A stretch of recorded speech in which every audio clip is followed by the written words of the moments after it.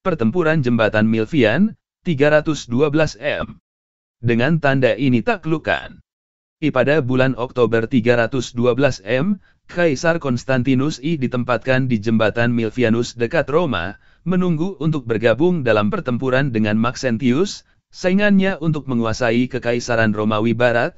Pada tahun 285, Kekaisaran telah terpecah menjadi dua bagian, Timur dan Barat, masing-masing diperintah oleh seorang kaisar dan seorang wakil. Tradisi mengatakan bahwa pada hari-hari sebelum pertemuan itu, Konstantinus mendapat penglihatan tentang salib yang menyala-nyala di surga bertuliskan Hoc Signo Vinces, dengan tanda ini taklukkan.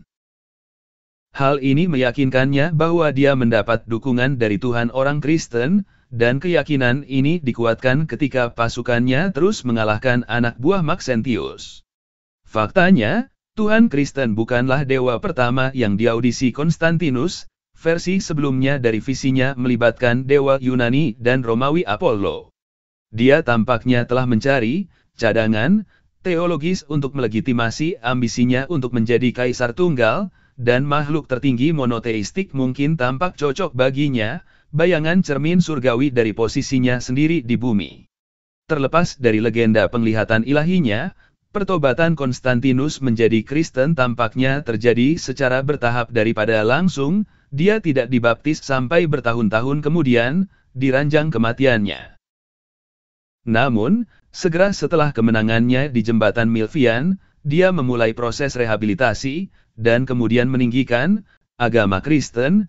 Pada tahun 331 m, dia mengeluarkan Dekret Milan, sebuah proklamasi yang menetapkan toleransi beragama terhadap agama Kristen di dalam kekaisaran. Sebuah kerajaan multi-keyakinan. Selama hampir 300 tahun setelah kehidupan Yesus Kristus, agama yang didasarkan pada ajarannya tetap menjadi sekte kecil di Kekaisaran Romawi, dipraktikkan bersama banyak agama lain, baik monoteistik maupun politeistik.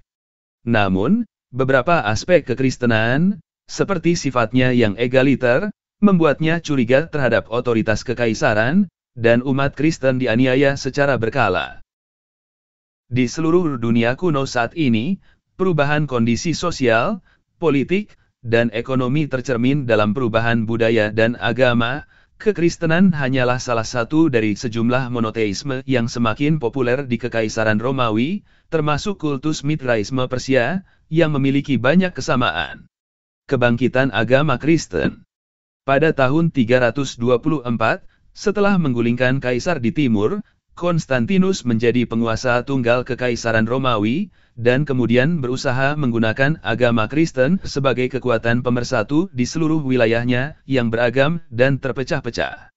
Untuk membuat bagian timur yang semakin dominan lebih mudah diperintah, ia mendirikan sebuah kota baru bernama Konstantinopel, sekarang Istanbul, menguduskannya dengan ritus Kristen dan pagan, tetapi hanya mengizinkan pembangunan gereja-gereja Kristen. Meskipun butuh waktu bagi semua warga negara Romawi untuk menjadi Kristen, pada masa pemerintahan Konstantinus, masyarakat yang lebih tinggi, mencari kemajuan politik dan bantuan pribadi dengan kaisar, berbondong-bondong ke gereja, dan kaisar membangun basilika di seluruh kekaisaran. Kekristenan, bagaimanapun, bukanlah satu agama yang seragam pada saat ini, dan perpecahan terbentuk. Pada tahun 325, Konstantinus mengadakan Konsili Nicea, konsili universal pertama gereja Kristen terutama untuk menyelesaikan skisma Arian, perselisihan teologis mengenai apakah Yesus memiliki substansi yang sama dengan Tuhan. Roma dikristenkan.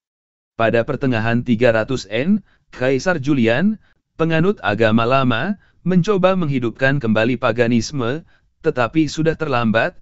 Orang Kristen telah menjadi mayoritas, setidaknya di timur. Iman semakin terikat dengan kekaisaran, ketika negara Romawi mengadopsi dan membentuk gereja menjadi instrumen kontrol sosial dan politik, persatuan, dan stabilitas. Di bawah Kaisar Theodosius I, memerintah 379-395, kuil dan kultus pagan ditindas, bid'ah dilarang, dan agama Kristen menjadi agama resmi Kekaisaran Romawi. Akhirnya, Itu juga menjadi kepercayaan negara-negara penerus barbar di Kekaisaran Romawi Barat, serta Kekaisaran Bizantium di timur. Selama berabad-abad, gereja-gereja Barat, Katolik, dan Timur, Ortodoks, tumbuh terpisah dalam doktrin dan organisasi, tetapi kekristenan tetap bertahan.